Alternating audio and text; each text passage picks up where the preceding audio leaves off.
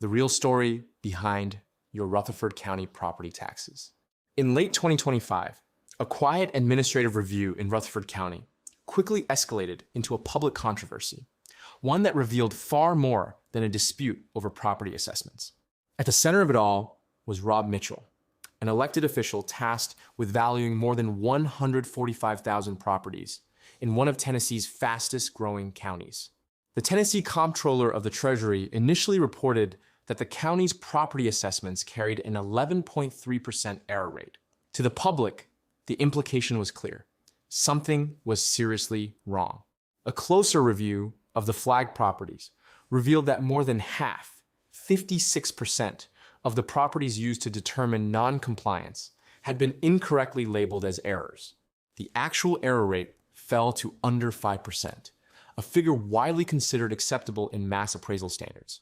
Before the review process had concluded, state officials presented alarming claims to local leaders, including assertions that as many as 1 in 4 property values were incorrect. Under questioning, key details about the methodology remained unclear. He acknowledged that the presentation had been slanted, raised further doubts about the intent behind the messaging, prompting laughs from the audience.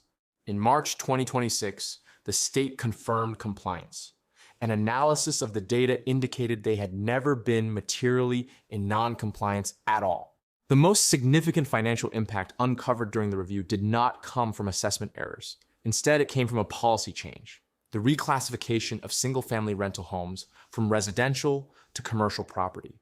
Residential properties in Tennessee are assessed at 25% of value, while commercial properties are assessed at 40%. The change effectively increased the tax burden on affected properties by 60%. Though applied to property owners, the cost would ultimately be passed on to renters, quietly reshaping the financial landscape for thousands of residents.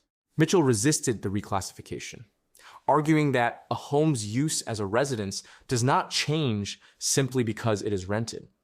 But resistance came at a cost.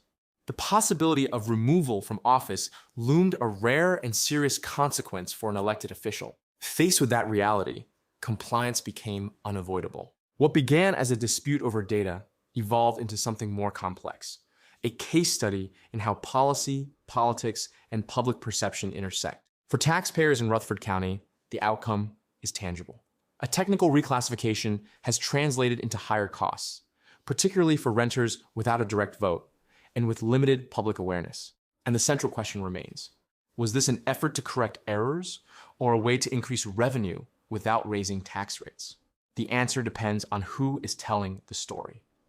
The solution is citizens making their voices and their will heard.